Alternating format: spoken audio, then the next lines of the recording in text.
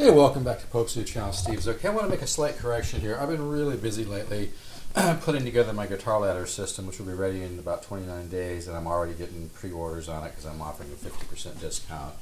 It's going to help so many people take a quantum leap. It's going to blow their minds. They'll get around the web, believe me. But anyway, I was so busy thinking about that. I don't know why, but the guy I bought this from told me that this front pickup, which sounds unreal, by the way, was an aftermarket P90, but it's got 2 sets of screws, so, you know, I'm pretty sure it's a humbucker, right? If anybody knows what kind of pickup this is, let me know, but darn, it sounds good. I don't know if it's an EMG or what, but it sounds so creamy, like lobster dipped in butter. But I just want to show this guitar a little bit so you can kind of see the flame. It's kind of hard to show this flame. So, oh, there you can kind of see it, huh? But the back of this guitar is so beautiful, the way the flame kind of does V's all the way down, kind of a symmetrical flame shape. It's really a lot of box.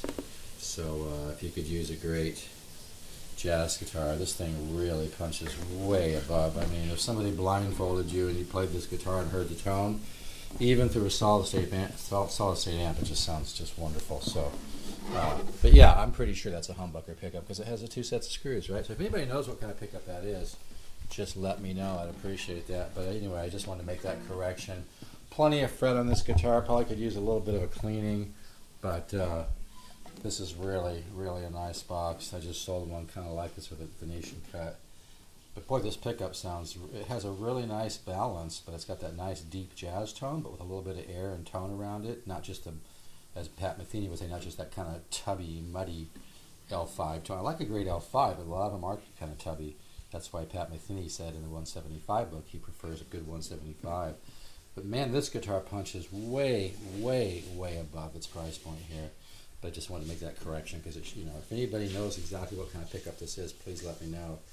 But pretty sure, like I said, it's got 2 sets of screws, so pretty darn sure it's a humbucker, unless they make, you know, I thought that was the whole thing though, right? With the P90, it's got the 1 set of screws. So anyway, really nice guitar. I wanted to make that correction. So if you could use a great jazz box, you'll love this guitar. All right, this is going to be a real short video here. Sure, nice inlays on there too, huh?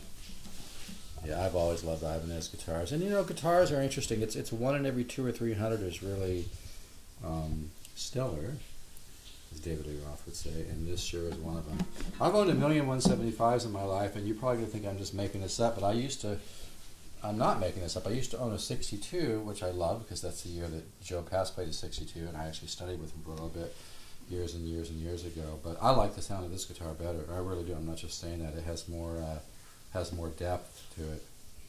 But I guess it's a subjective thing. But I do love an old vintage 175, and I know they're worth a lot more than this guitar. But I'm just saying honestly, because I don't think with brands. I don't think with brand, you know, Ibanez, Gibson, whatever it might be. I think with my ears in terms of tone. And tone-wise, I mean, sure, you know, somebody were going to give me a 62 175, I'd be like stoked, right? It's worth a lot of money.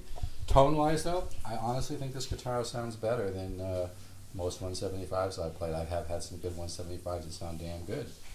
But man, this guitar is right there, or even beyond. It seems to have better definition in the bass. I think it's because what Ibanez does, like some of the Gibson 175s from 88, 89 in that period had really nice like maple fused with mahogany, and they had mahogany backs. Those I think are some of the best sounding ones. But anyway, this is a great box. So take care. If you are interested, 714-548-0385, or a good way to get in touch with me is just go to stevezookguitars.net and fill out that contact form. And I don't know why people fill that out sometimes and don't give me an email address. That doesn't make any sense to me, you know. I don't rent or sell or do anything with email addresses. They're just for my private business, so you don't need to worry about giving me an email address. You're not going to get 12 billion solicitations for a peanut butter or something, okay? I do not sell or rent or anything. I don't do anything with email addresses. So recently I had somebody inquire about a Lore LH700, but he didn't send me an email address, so how can I send him links to all my videos and things? So, you know, whatever. Take care.